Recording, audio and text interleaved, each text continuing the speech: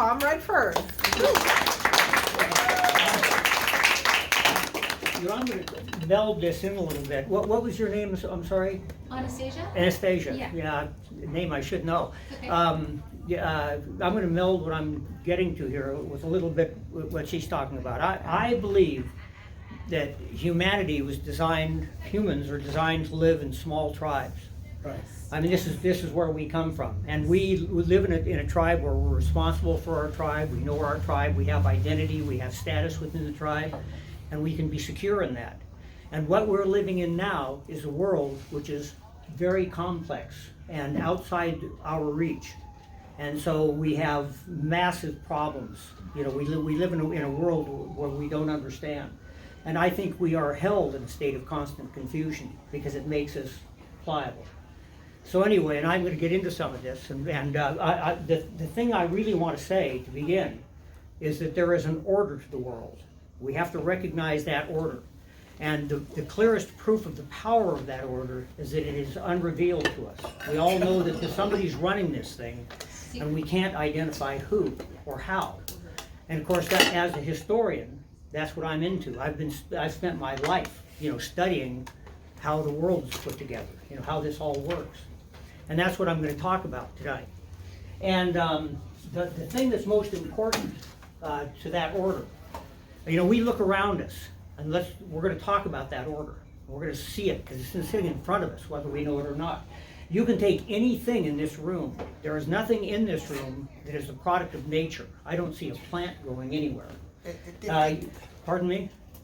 Oh, excuse me. That's artificial. No, That's it's not. They're real. Really? Okay. You can get the pollen on your fingers. All right, you guys. So I go missed on. that one. You're right. Okay. You see, I don't know everything. What's that behind you, Tom? But anyway, pardon me? So what's that behind you? Hey, Tom, don't worry about it, okay. just carry on. You're One doing point. good, buddy. Don't let them interrupt you. Yeah. Yeah. Stop interrupting me. It's Sergeant at Arms. Yeah. But anyway, you look at this pen and you think about it, and I've said this before. How many were here when I spoke last time? A few. Yeah. Okay. Well, but the argument is the same. This pen is the result of something. You look at the American Indian, never saw anything like this pen. You look at the plastic. This thing was injected, molded in a very complex machine. It molded from materials that came from all over the world. The machine, think of the complexity of making the machine that made it. The molding equipment, the machines, the machine shops that manufactured the molds. And out of all of this pen represents probably millions of trades in commerce all over the world. And out of all of this commerce, spit this pen for probably a dime. You might have bought it for $1. But the point is that this pen is proof of a staggering level of order in the world. Now, I think it's a really nice time to talk about Christopher Columbus as just one example. Christopher Columbus comes to America. He landed on an island, and I forget the name of it, down in the South Pacific. Hispaniola. Yes, yeah, and it's really not known for sure, but yeah, it's believed, yeah. Because he didn't do that good a job of recording his navigation locations. But the point is that he represented something like 4,500 years of commercial activity that grew out of Mesopotamia, and who came up through the time of Rome. And in here, what is it, 1450? I'm a historian, but I don't remember dates. He sails to America representing commercial interests. Queen Isabella wanted to put money into seeing what was here. He sailed on a ship which was manufactured in a shipyard by specialists. His sails were made from cotton that probably came from India or somewhere around the Mediterranean. His ship was built from lumber that had come from Lebanon, and I know his masts were. And so all this stuff was the result of commercial activity. He had bronze fittings and steel and iron, really good steel weapons by the standard of the time. And he steps foot on this island, and he faces people who had atlatls. It's a lever for throwing spears, more common than the bow and arrow that we're supposed to have had here. But they had spears, and their points were made from stone. And everything they had, their boats were canoes, carved out. Everything they had was made by their own production. from the materials around them. And their limit to their populations was starvation every year. These are primitive people. He stepped off that ship and he faced Stone Age men. We don't live in that world. We live in this one. That's the result that grew from Mesopotamia up through in Europe, that traveled here after, with the Bank of England and all that went on around King George. So we have to recognize this world. It's complicated. It's not in our nature to do it. And the one thing that explains that world, the thing, the glue that holds that world together, was the invention of money. Okay? Yeah. Now I want to say something about money, and I didn't mention this before, but because I realize that this audience has an idea of what money is supposed to be. There are two forms of payment that exist in the world. One of them is barter. Okay? That's trading. You know the person you're trading with, you give him something, he agrees to accept it in exchange for something else. Gold is the classic unit of barter. And in America, we actually traded with gold for a long time.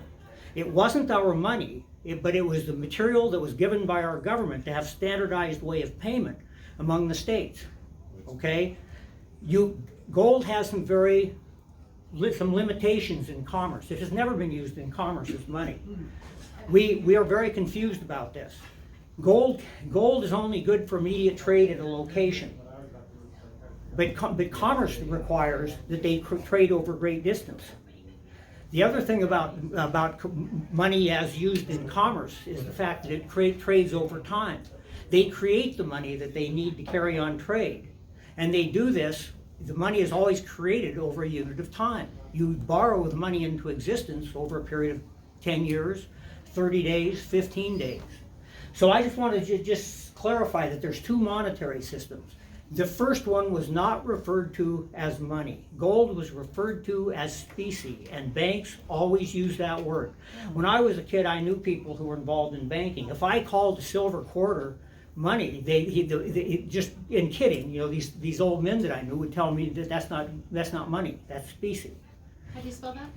It's S-P-E-C-I-E. Bad idea to ask me about spelling, but I have to know that. Good job. Okay. For future. Yeah, I have a very good memory, but it's really short. Margaret back here is laughing at me right now. Anyway, don't ask me. I'm into history, but don't ask me dates. Okay. Don't ask me names.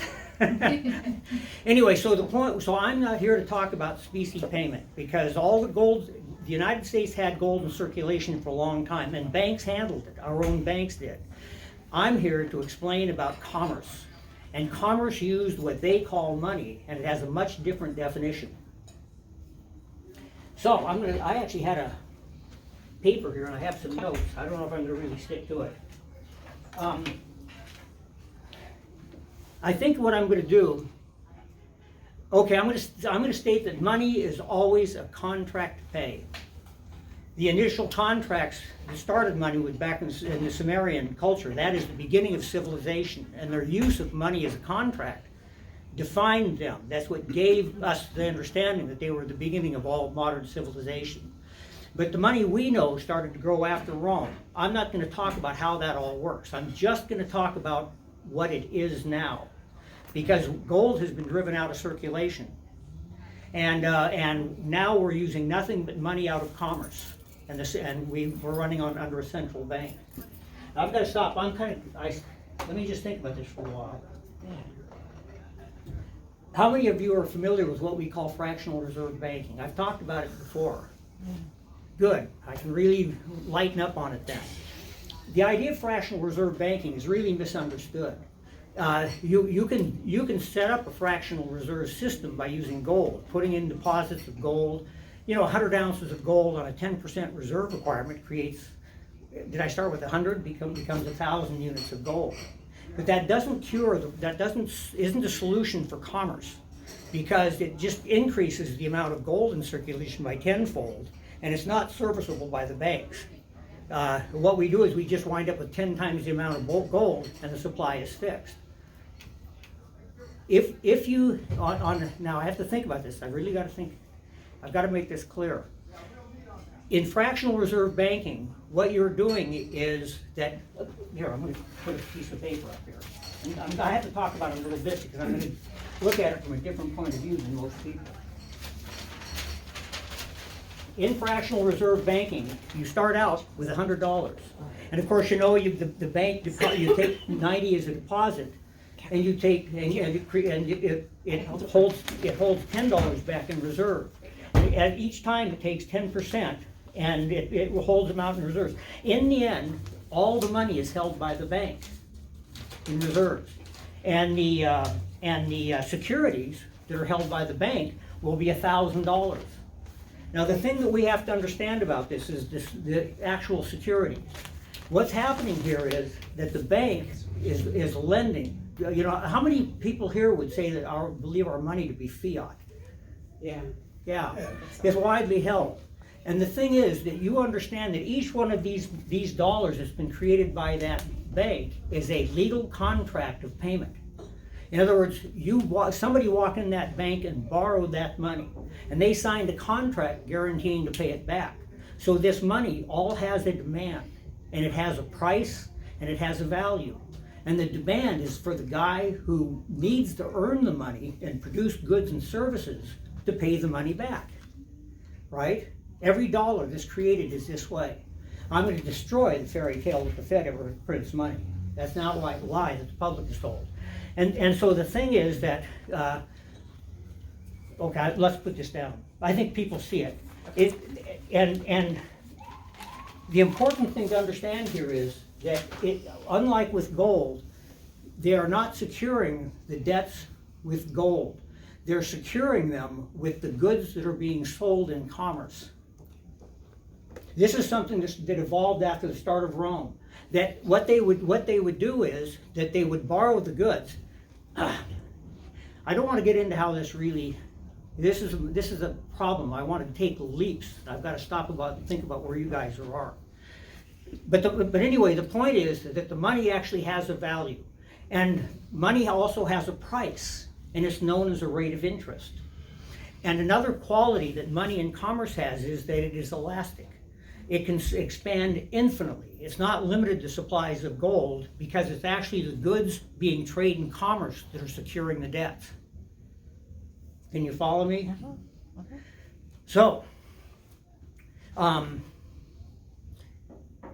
you know, I didn't sleep much last night. It's really taking its toll now because my mind isn't wanting to track. It's running 100 miles an hour and my mouth can only do 40. Anyway, so let me just think about this, where I'm going to go with it. That this, my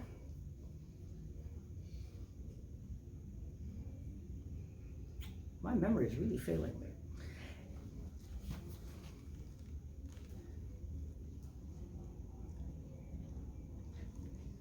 Let's see, I'm talking about the central bank, or about banks. Okay, so, You have another drawing. right? You have another drawing. Oh, you know, actually, yeah, I just talked about that one, yeah. Okay, so here we can look at, this is a description of what money is. Yeah, this is a really cool drawing. Good, I'm glad you brought this up. This is a pool, okay, and it's the pool of money.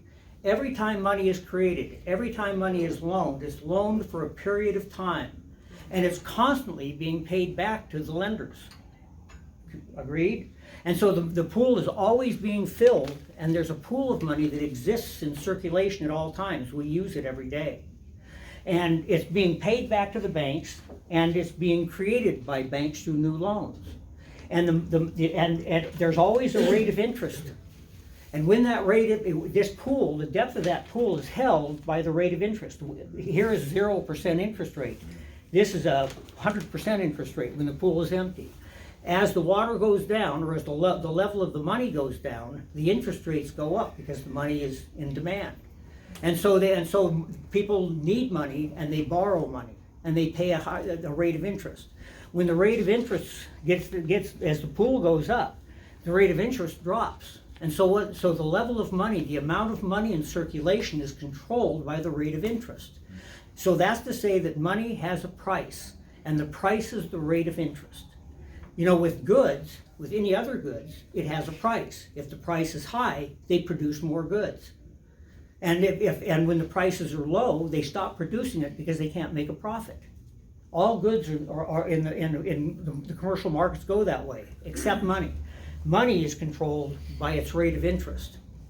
And we can see this. People talk every day about the Fed and talking about the interest rate. The things they say are usually wrong because they're misleading the public about it. But so the interesting thing here is that there's a supply of money. And unlike gold, let's just use gold as an example, or any goods. If there's an increase in demand for gold, then the price of gold goes up. Can we agree on that? It gives to the market. But with money, it doesn't. Its supply expands. Because it's not fixed to any commodity, remember, most basic thing about money, it's a contract to pay. That means it exists only in people's heads. It is abstract. Human beings are unique from other animals in that we recognize the value of a contract, a debt.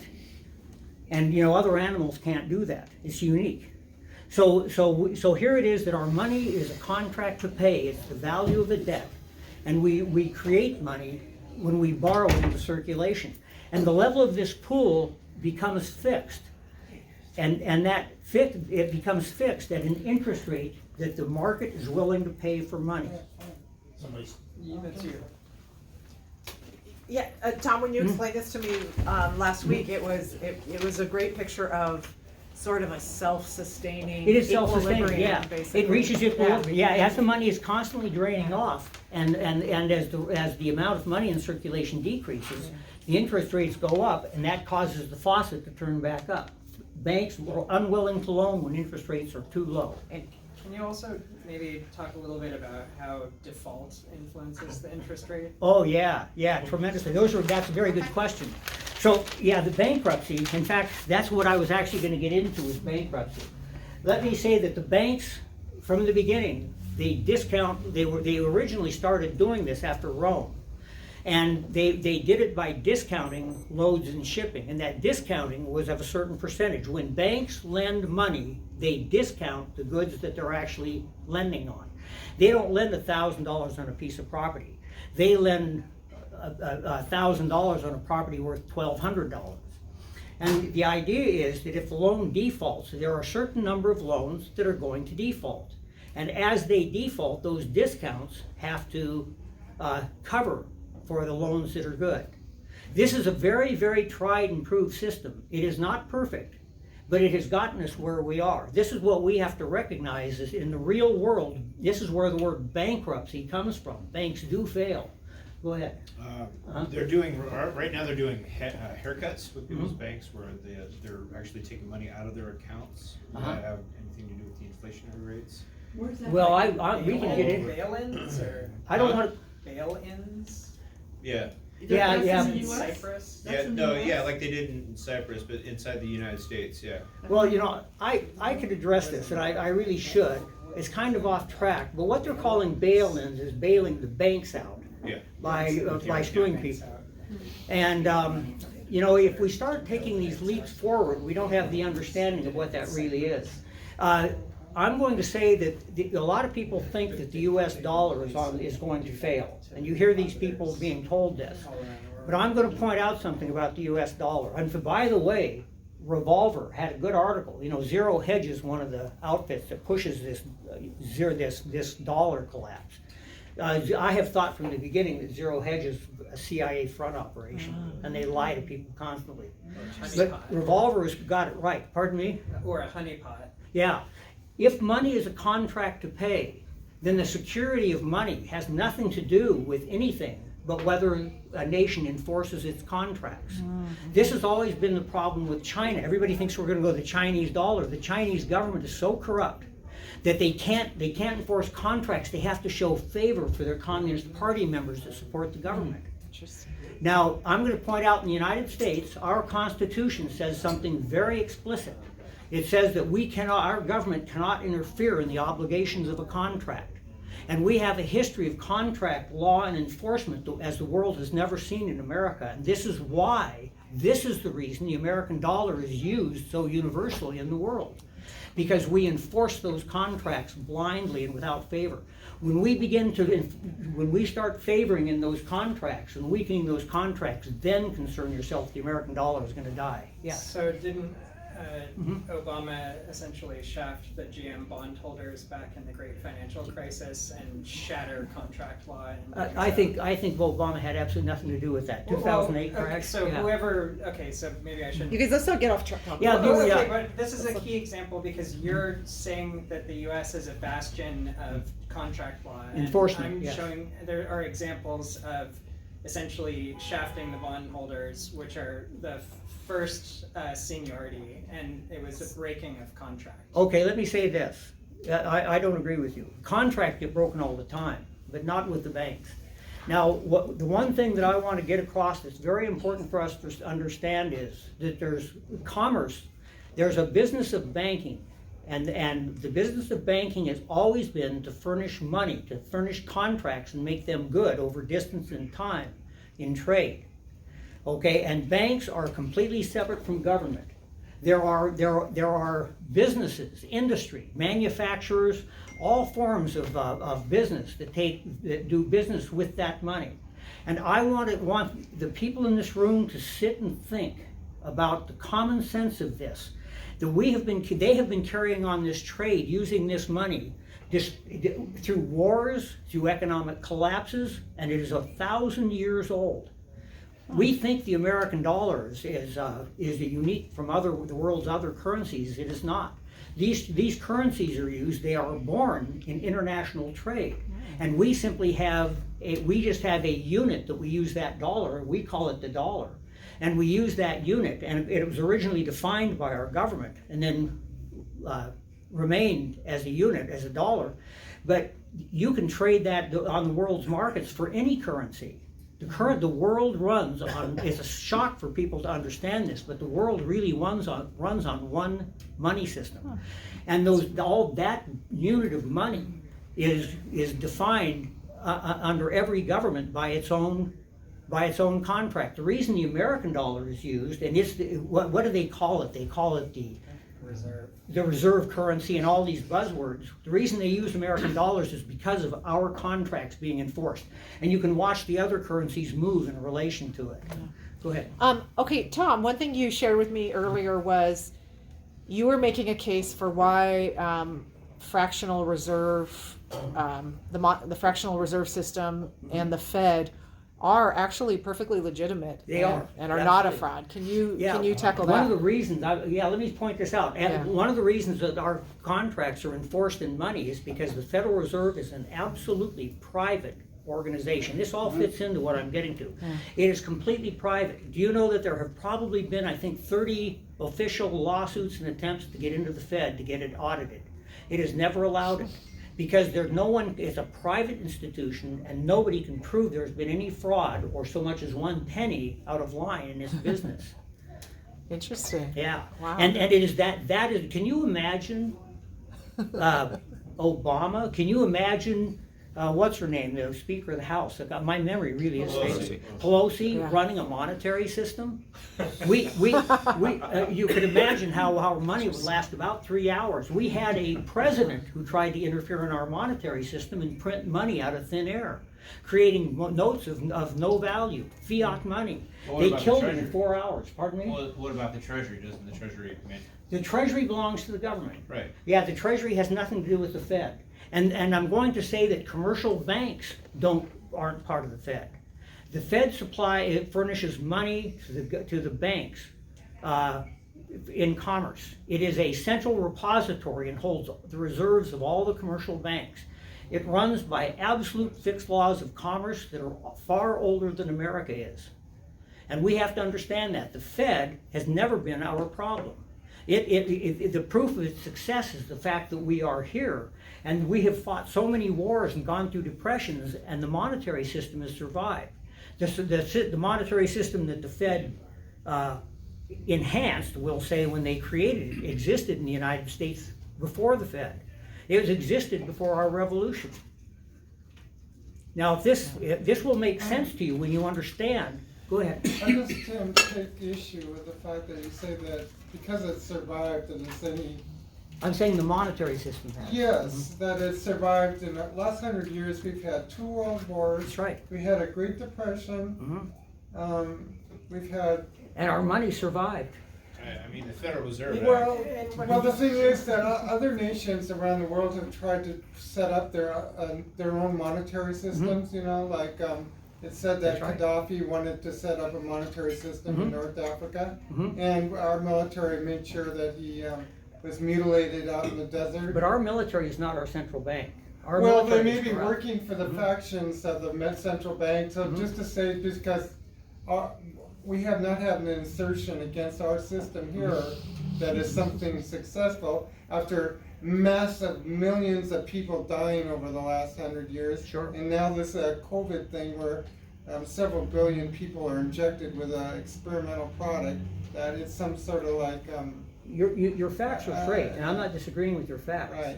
What I'm saying is that there's an order to the world, and essential to that order is sound monetary systems worldwide. And all manner of experiments have been conducted with money that have failed miserably. What's the purchasing power of the U.S. dollar now compared to when the Fed was created in 1913? Well, it's a 2 rhetorical cents. question, but I mean, No, is it's that not. a It's an success? excellent question, and I'm going to tell you. I'm not going to answer that now. I will say this simply: that people believe that the purchasing power gets reduced by the Fed printing and creating money, and that's not true. The Fed never does that. The purchasing power is reduced by taxation and distributing to non-producers money to people who don't produce. You know, you had that chart, that beautiful chart of the inflation that happened after the Second World War. The reason for that inflation has been exactly that the government has gone crazy giving money to people to produce nothing. If every dollar is the value of a dollar is the production is going to of the value of what's going to be produced to repay it, and you give people money who produce nothing, you debase the currency, you lower its value.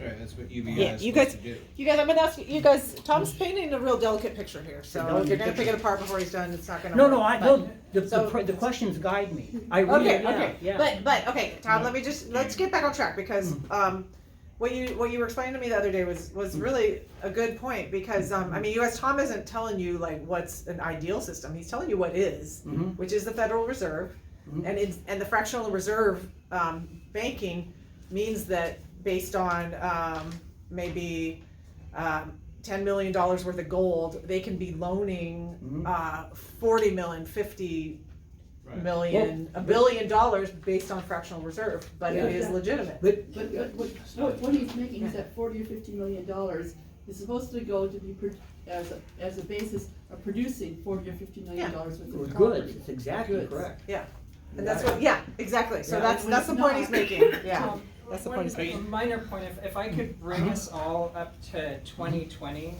this is a press release from the Federal Reserve. It says, in light of the shift to an ample reserves regime, the board has reduced reserve requirement ratios to 0%, That's right. effective on March 26, 2020.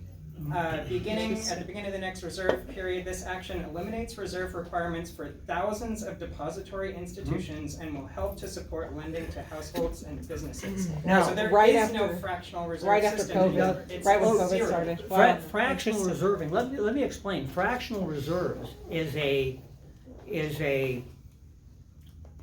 it's an explanation of banking. My whole point is they don't really run that way. That they don't run on fractional reserves. There are only certain types of banks that actually have to keep reserves at all, and the reserve requirement, regardless of that, is about 10%.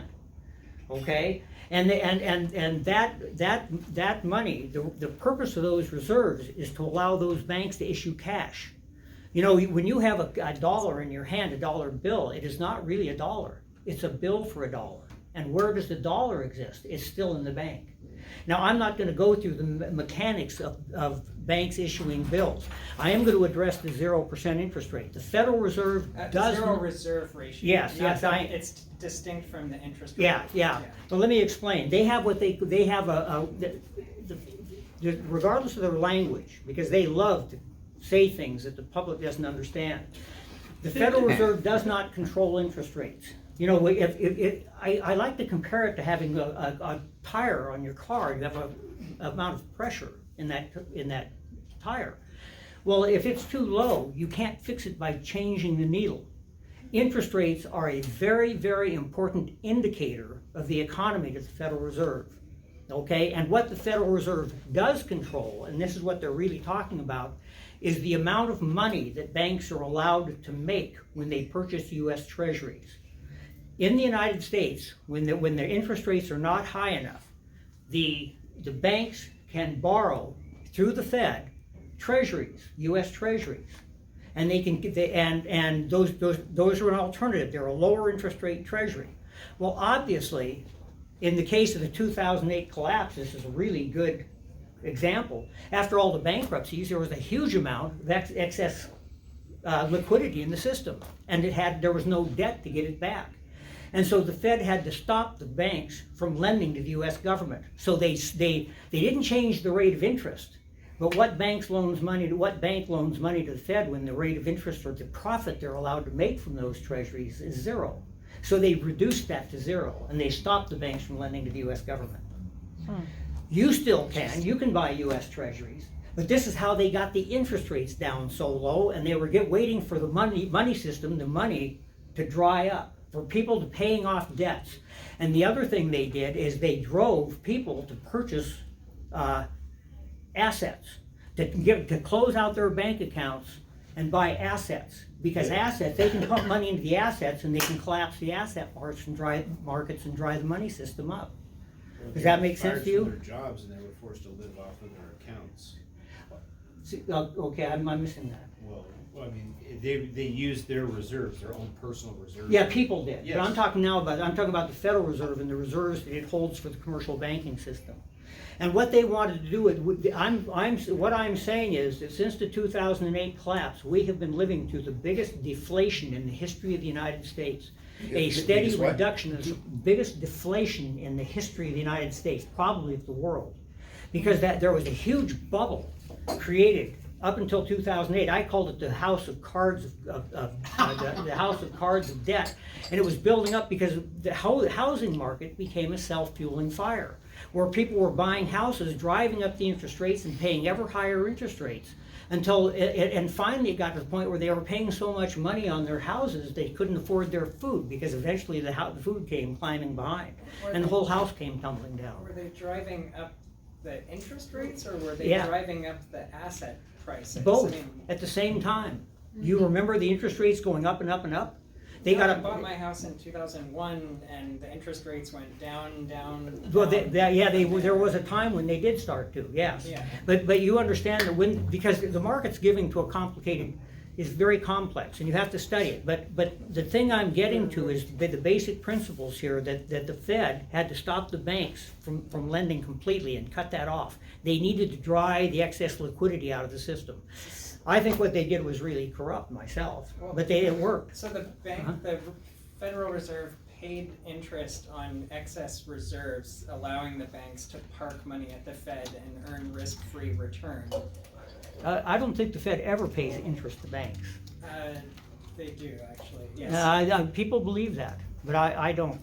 There's a lot of myth around that. Interest on excess reserves, I believe. And then also, I mean, the relationship between interest They rates allow and it, demand is the more demand there is for treasuries, the lower the rates, right? So the Fed was creating artificial demand by buying up all of the treasuries. Yeah, I'm going to say that I think there's a lot. I would happily sit down and discuss it with you and debate it, because I know some history of this.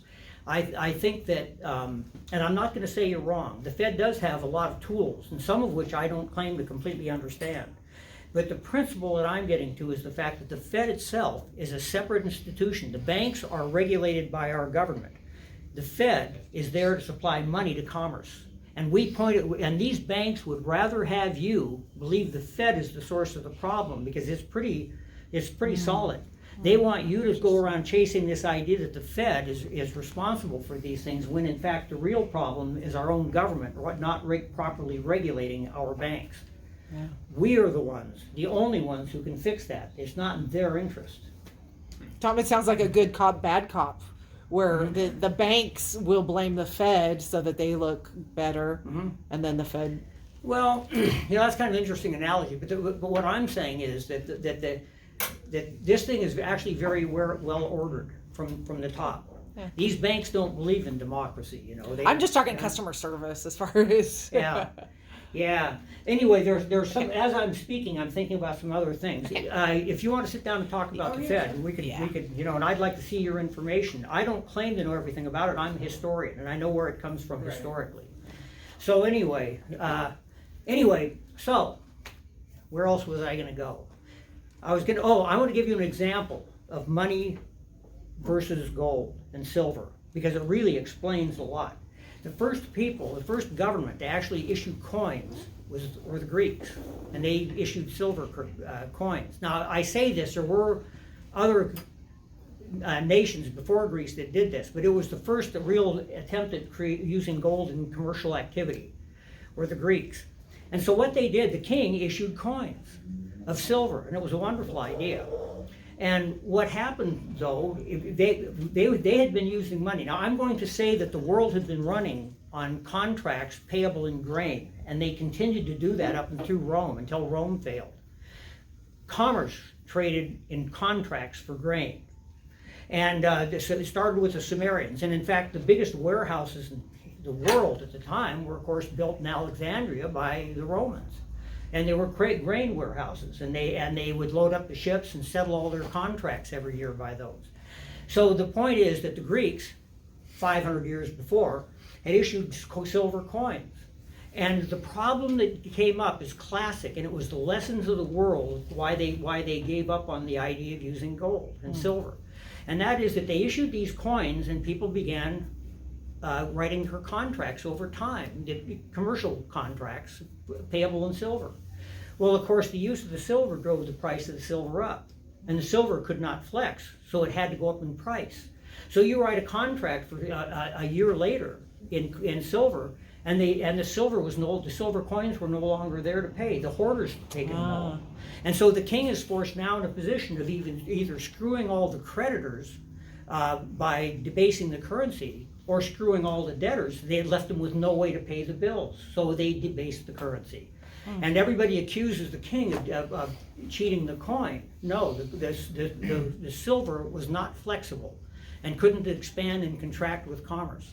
If you think about contracts, they can expand infinitely. And if the rate of interest is controlling them, then if the economy expands hugely in just a few months, or it even contracts seasonally or over a long period of time, 20 years, no matter, it can expand very rapidly. And money expands as long attempting to seek that rate of interest that people are willing to pay, merchants are willing to pay to use that money to trade.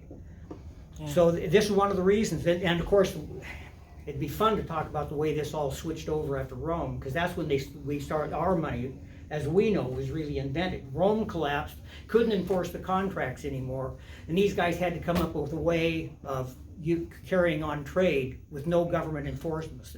And they operated. These were Templars, and these guys operated like the mafia. You write bad bills or counterfeit, and you got your throat cut. But we won't go into it. I get kind of wind up into it. But anyway, what you're describing is the problem that Hamilton had with the hoarding of the specie. Yeah. And he got the specie out into the banks through his reorganization of the debt. Hamilton was a patriot, and he understood. He set up a central bank for America, and the Americans didn't understand it and busted it. The National Bank, the first, Yes, first that's and right. second. Yeah. Interesting. Yeah. So anyway, Hamilton understood it. Our founding fathers were, to a man, Masons. This is the most interesting thing I'm going to say tonight. I hope that people have followed me so far. It's pretty basic principles. But our founding fathers were Masons to a man, and they absolutely understood what I'm talking about.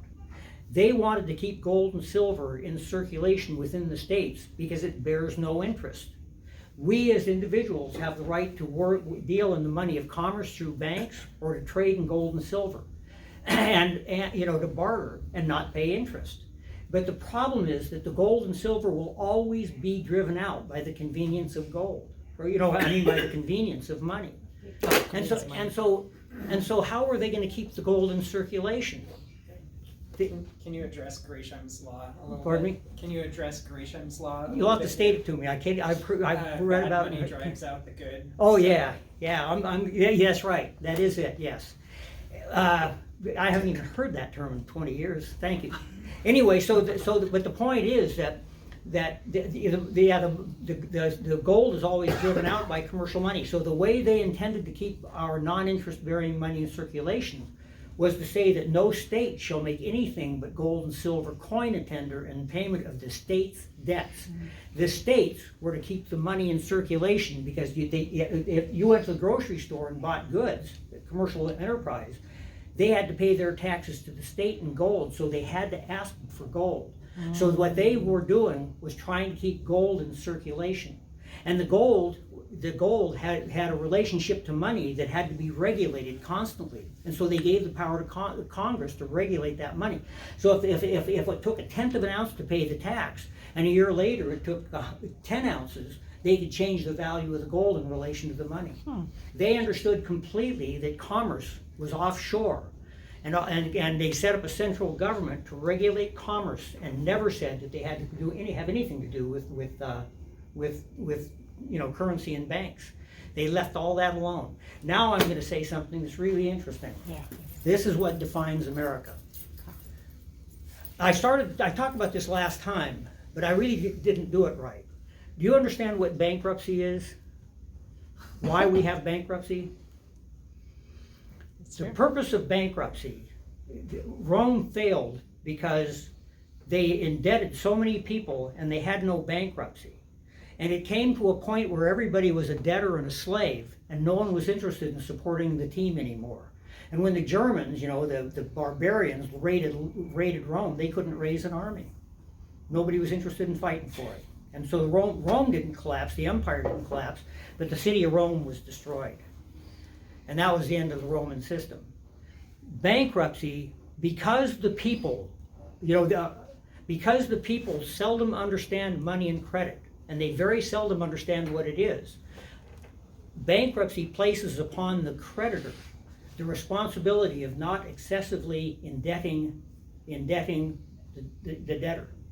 If you push him into too much debt and he can't pay his debts are absolved. It's not there for the debtor. He can be damned as far as they're concerned. But to protect the system, to prevent it from turning into a system of slavery that nobody wants, they place the responsibility upon the creditor not to excessively indebt him. And it's an absolute do or die situation. If they push him too far, he's bankrupt and they don't get a penny. Can you perhaps jubilees historically were a regular occurrence to address this issue? Well, yeah, but I don't claim to really understand all that. A lot of that was really primitive times, and I'm talking about times after Rome, and so I don't know how that applies. I've never looked at it. So it's interesting stuff, probably. We talk about it, but now I want to make this bankruptcy. The reason understanding bankruptcy is because the United States was set up exactly the same way. Our founding fathers were Masons. They were of the Brotherhood. They were loyal to Britain and remained so after the Constitution was signed. What they did with the Constitution was stop George from taxing our property to secure his debts. Okay? Do you know what the Coinage Act, or excuse me, the Stamp Act was? Any of you ever looked at it? It's only about 10 lines of writing. George was trying to impose a tax on tea among the colonists. They drank tea, not coffee. That was universal among the colonies. But the interesting thing was, and what caused the revolt was, he was trying to impose that tax on the notes of the Bank of England. It was to be paid in the pence and pound of England. And the founding fathers understood that was the end of their right to property, that he would be securing that debt by stealing their property from them. He was making inroads into that anyway, George was. So they cut that off, and they gave us the right to own our property.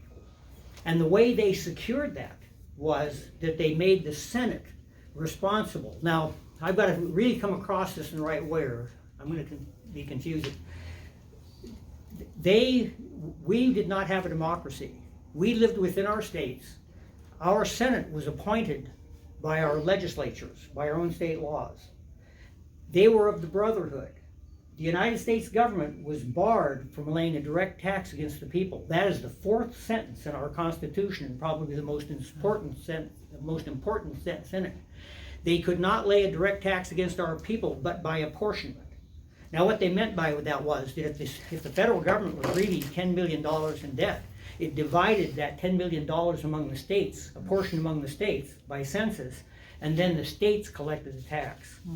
But the federal government could not secure its debts. In other words, the bank could not create infinite money lending to our government. And what was to happen if they did loan the government too much money is the government went bankrupt. It had the ability, because it had the limited ability to tax, it also could go bankrupt. And who was to guard it from bankruptcy? The U.S. Senate. The Senate was appointed. They were the brotherhood. They were the wealthy class. They were appointed by the states. And the states were made up of people up at that time that were smart enough to know that they were the guardians of the public credit. The destruction of democracy was, from the beginning, the fact that the people, they want free stuff. And the government only has to offer more free stuff to win an election. If you don't believe it, look around you. So what they did was they set up to limit the amount of money the government could use to secure its debts. They disallowed you from your property. It was allowed only to tax commerce. And we could carry on trade inside the states by gold, silver, or by commercial money. No problem. We can order things from China using a credit card, but they can't tax our property to secure their debts, as George wanted to do. So this system works so effectively in the United States that at the time of the founding of the Federal Reserve, which really wasn't the breaking point, I'm going to say, it was the Income Tax Act and the application of the income tax against our wages. But until that time, the entire debt of the United States was $1.3 million at any point in time. We had so little debt in the United States because the money bills, now let me read from our Constitution again, the money bills arise in the House of the people. They want free stuff. The Senate sits there and nixes the bills, it's not beholden to the people. The Senate is responsible to the brotherhood and to commerce to keep the monetary system sound. And they don't want the government to go bankrupt. And that's exactly the way it worked. So what did they do to destroy our union? I mean, they started, these problems with our monetary system were begun from before the ink dried on our Constitution. I could give you a list of things that you all know that were designed by the British to get our system, get us back under their control. The first one, of course, was they destroyed the continuity of our executive by limiting the two terms. It was never written in our Constitution, not until about 1950s. But our president has to serve for life term and on good behavior be reelected because it requires great experience and knowledge to do the things an executive has to do. And we've been denied an executive. Now we've got a guy who gets in one term, he knows nothing, and a second lame duck term, and he's gone. And they get to finance a new crank president.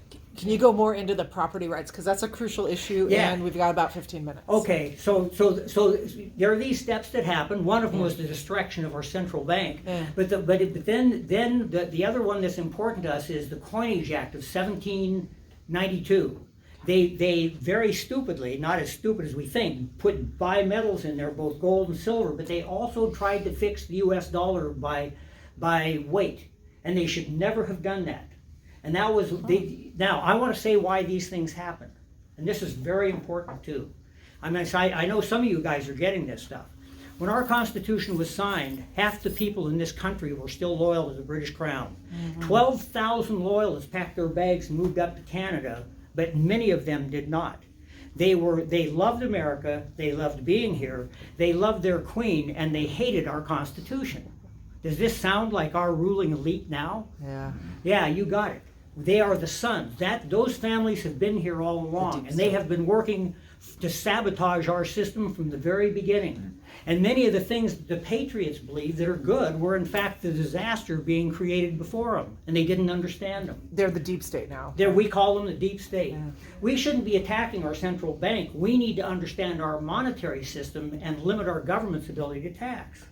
So here's this Constitution, and it gives us the responsibility to govern ourselves. And we needed to, this stuff I know. You know, I'm not a PhD historian. I know what you're supposed to have known before you got out of 6th grade. And if our kids were educated, they would understand what a contract was and understand what money was, right? That's the responsibility of self-government. And instead, what did we do? We watched football. And then we have a problem and we blame it on them. And we're looking for some scapegoat, and they're happy to say, oh, the one institution we'll never get into because it's so essential that universal, knowledgeable people won't let us. Let's blame it all on the central bank. The problem is us, and it is our government. The government is supposed to regulate the banks. We talk about the housing collapse. Banks should never have been allowed to loan money on domestic houses. The business of banks is commerce and lending to carry on trade and business. Like if in businesses that make money, they make loans. Investment banks that invest in business and industry, they should not be inflating our housing until the point where we can't afford to buy them and then collapsing the markets. That's our government at work. It is separate from the banks. The banking is very sound. We should be looking straight at the government and our responsibility to fix it. How can you do that if you don't understand the problem? Well, go ahead. So, you're saying that banks lending money for consumers to buy cars and stuff is destroying the economy? Oh yeah, it's destructive. Yeah, and that's right. And this is very destructive. Money and commerce belongs in commerce, and we should know that. If we're involved in commercial activity, we want to start a business, then borrow money from the bank. The bank looks at it and says that, they give good advice. We think you're going to make it, they'll finance you. But what's the point of starting a business if there's a fixed amount of money amongst the consumers, and so therefore you don't have a market? Okay, I don't understand your question. Well, you're now. saying that people can't borrow money to buy consumer goods. So what's the point of starting a business if there's no customer base? No, I never said that they shouldn't, that they can't do it. I'm saying that our banks should be regulated by our government. Well, my question and was, it should be limited. my question was, are you saying that banks lending money to consumers to purchase goods, which is a basic part of our economy, you're saying that's destroying the economy? No, not in all cases. I mean, I borrow money all the time. I buy things on eBay.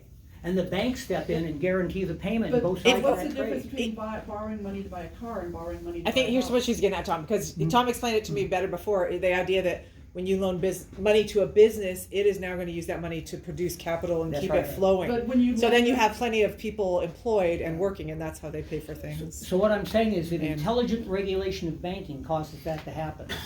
No, people. That's I mean, happen. Margaret, it's enslaved everyone. It's turned right. people into debt Well, slaves. So I'm going to have to take a side. I'm just trying to understand his statement that lending money to consumers to buy houses is destroying our economy. Yeah, the bank should Because never they did. don't produce income. A house does Look- not produce income, and a car does not produce Well, income. a house, does not it costs generate- a lot of money to build a house. But Margaret, stop and let's do some arithmetic. Yeah. The average person could build his own home in 3 or 4 years of labor. Really, 1 year of steady labor. That means it should be costing you 1 year of labor to buy a house. Why is it costing people 20 years of labor to buy their houses? Because most of the money they're paying for that house is servicing debt from the banks. That's why it's a mortgage. It's a death pledge. And It's Twice as dead. much. It's a Twice as much self-fueling for your house fire by the because time what's if you driven paid up 30 the price of houses? We've been swindled. That's what he's trying to say. We've been swindled, you guys. People no longer save their money. When I was a kid in the 1960s, most people saved money and bought a house.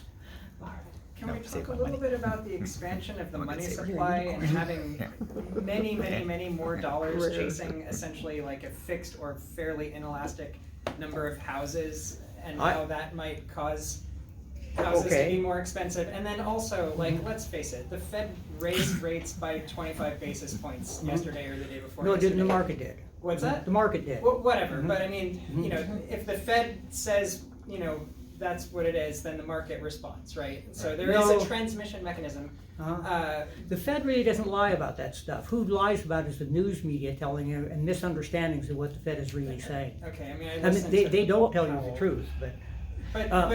So housing is more expensive when interest rates are more expensive because you don't buy a house, you buy a house payment, right? So That's what I was gonna get to that. Yeah. Okay. Yeah, people I'll don't, stop. instead of saving, well, don't stop, I mean, we'll get into this. Well, I But don't wanna instead of saving money to pay cash for a house, people now just save up enough money to make a down payment on the house and to begin paying interest on it. They don't understand. You know, the average person in his life, the average person in the United States pays something on what, you probably know the number better than I do, 40% of his money in interest through his life. That's just on actual voluntary It's debt loans. slavery. It's debt It's slavery. Yeah. Why can't, if he paid no interest ever, he would live at a much higher living standard. Okay, Tom, I want to make sure you got 5 more minutes. You guys, let's give Tom our undivided attention. No, Paul. Let's give Tom our undivided. No, I'm serious, you guys. I want to make sure that Tom had plenty of time to say what you want to say. So take 5 minutes and wrap up, and then we will open it to questions. Yeah. So I We want to go make sure where? you got. Then And then we'll open questions. it to questions. And But I want to make sure that you guys hold your questions. Yeah, I so. can just about So do let that. Tom We need to talk. take a deep Okay. breath. Yeah. Take a deep breath and make sure you showed what you were to show. So where was I? I was talking, I'll continue with this idea. Well, property rights is a huge one. I want you to give you time to. Okay, so you understand, yes, thank you. Yeah. This really is helping. So you understand that the securing of the US debt is through the seizure of our property. Can we all agree on that? Yeah. The federal government now claims that it has paramount title to our property. If it comes and collects we work for somebody, and this is purely a law a non-commercial trade. I work for you, you pay me, I give you my time. I can never recover it. I give you my time, you pay me a certain number per hour. That's a direct trade between us. It's barter in every case. It is not a trade in commerce. You may be involved in commerce, and that commerce is subject to federal taxation.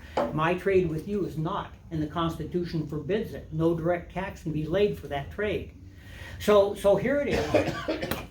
Here it is that they are now taxing our commerce, and the way they enforce it. Remember, I drew this model of this picture of the fractional reserve system. Those debts, when the banks lend money to our government has become the biggest debtor in the United States. And of course, I mean, one of the biggest in the world. It borrows money. It is secured with our property. That's what has allowed this to happen. Okay? So, I have again forgotten where I was going with this. Anyway, this is my mind. My mind is failing. Well, It scares me. paint the picture how they've reached their tendrils down to our property. Yeah. And then it gives that the idea of the That's infinite. right. So our Constitution gave us this right to own property, and they have destroyed that right of property and securing it, and that opened the door to infinite government debt. Yeah. Our government, do I have to explain the amounts of money? It's not the business of the Fed to control that government debt. It's us, we the people, who have the job of electing responsible people and putting them in office to keep that debt from happening.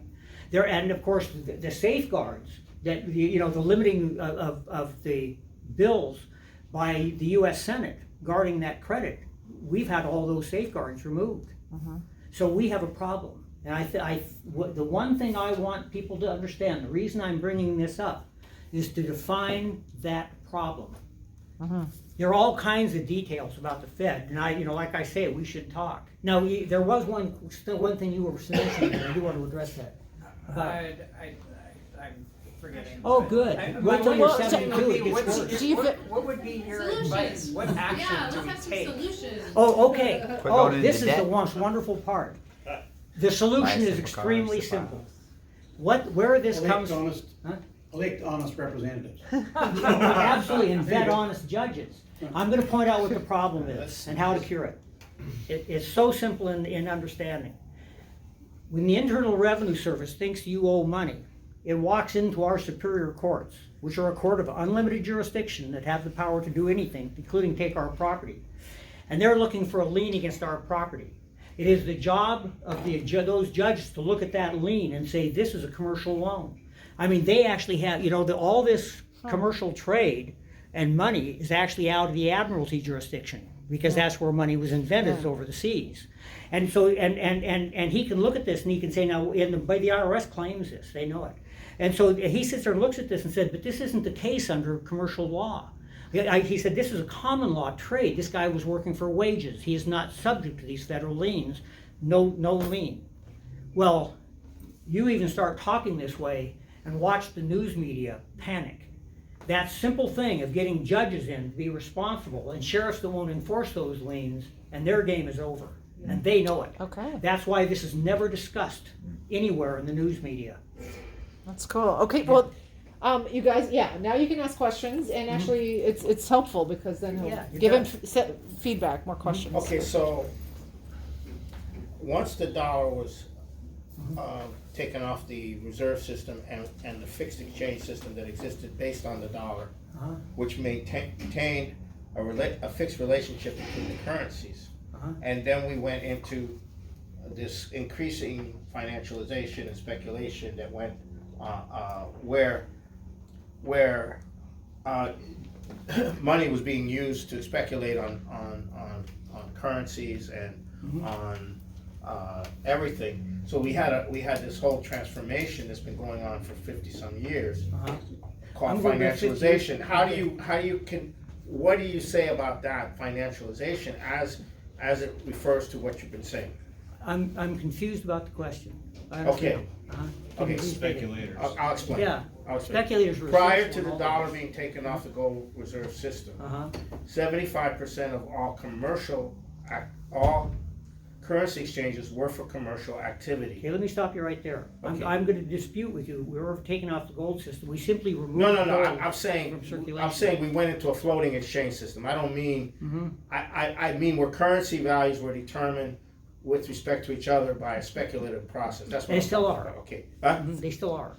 No, I know, that's what I'm saying. It he's wasn't talking that. about You when guys, you were having a hard time following this. I'm sorry. Let me try again. He's Okay. talking about when Nixon. We had a ended change in the the gold- world financial rules of the world financial system between 1971 and 1973. You're talking about Nixon. Okay. and the gold. Okay, and I'm talking about, and then what happened is there began to become an increasing amount of activity and speculating in markets on currencies and everything, which tied up credit.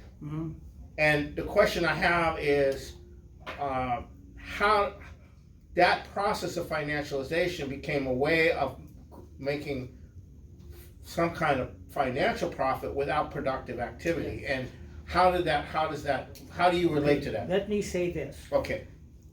All the world really is running on basically a monetary system. And they're using the US dollar because of its security. It gives them a good idea. But there are money markets in every nation, and there are speculators. And when they trade currency, when they convert they trade in the US dollar and convert it to yuan when they're dealing in China, the rate at which they do that is controlled by speculators in the market who do that for profit. That is one of the those speculators are one of the most important groups of people. They put their money where their mouth is, and they guess what that money is going to be worth tomorrow.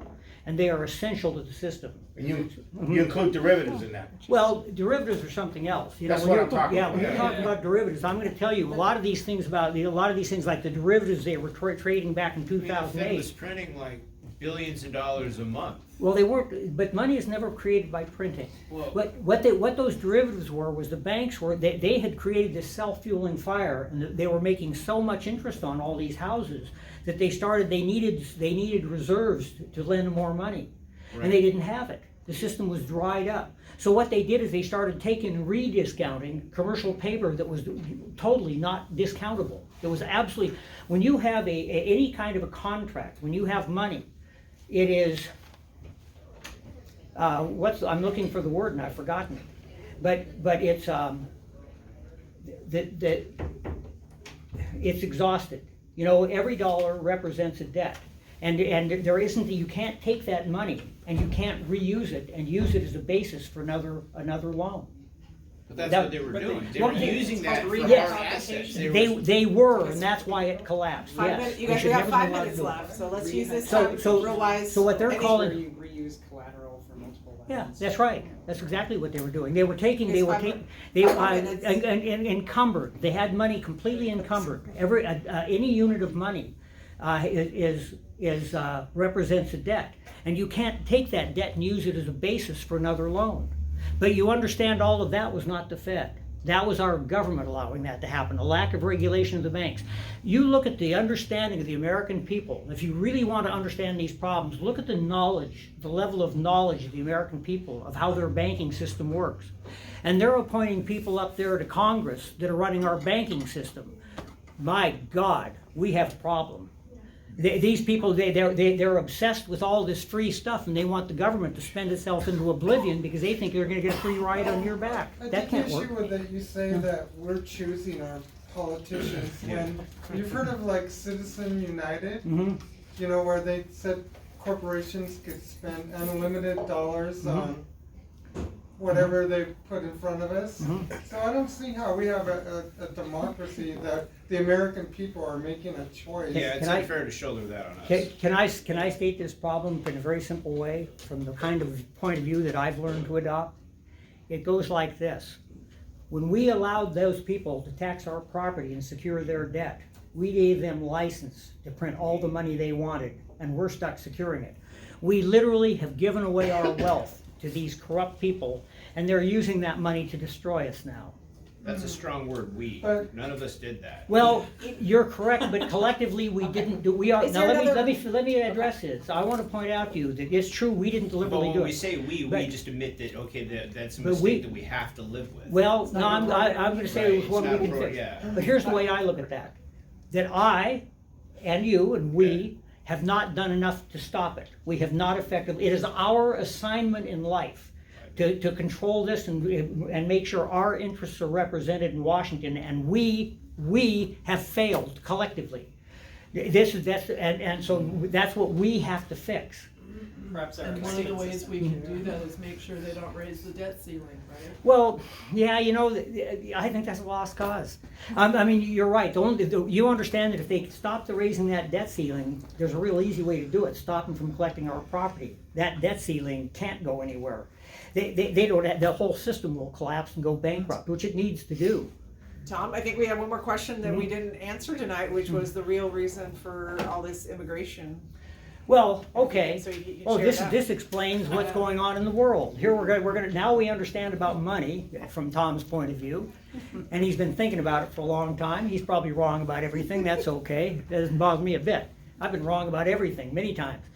But I'm going to say that this whole problem with the immigration that's going across our border is they're bringing people across the border that will never own or claim property. They will work. Correct. They're killing off our populations right now because they're killing off our property owners. They have no idea of Th- property These rights. these kids, we're no longer having kids. Our houses won't be inherited. They'll buy them up. Rene Guénon said, I think 1947. You ever read Guénon? I'm sorry? Rene Guénon? Oh, The Crisis of the Modern World. Heavens, Martin. I love that guy. Anyway, but the thing is that he said in I think 1947 that they would push capital. Britain would push capital into every nation on earth, and then he said they would run into Islam and they would bankrupt us. There are 3 times more Muslims in the world than there are Christians, and I'm going to point out that their Sharia law binds their property. In Islam, you do not write a will and pass your property down. Sharia law dictates it goes, your oldest son lives in the house, the whole family owns it. So their property is all bound up in their Sharia law. Now let me finish. They also don't loan money at interest. Well, you're about to find out why. They can't secure it. So the point is that what they did with Islam was they created Israel. And they broke up all these Muslim countries and have pushed one war after another upon them, and they're pushing them out into Europe where they'll never own property and never be able to tie their property up again. And then when they've got so few of them left, and it's not to be completely successful, when there's so few of them left, they'll kill off or just steal the property from the ones remaining. Wow. They're out to destroy Islam for that reason. They should be John Jefferson pointed this out. He understood it. They were our closest ally. And the other very close ally we had was Russia. And I've made the case to people around here, I'm gonna leave it out here, that the Second World War was not what people think it was. And it was, and the thing the reason we have the mess in Russia now is because they never got control of Russia when they toppled the Tsar. Anyway, so. All right, you guys, we got to wrap it up. But There you you go. guys, let's give a big round of applause. Great job. Thank you. I'm hoping, the one thing I'm hoping is that it's not that I know everything, it's that I'm trying to get people to think. And to look at things from a point of common sense and debate all this stuff. Well, And I'd talk to consider anybody. this a dialogue. Tom's going to come back, so bring your tough questions. I won't but-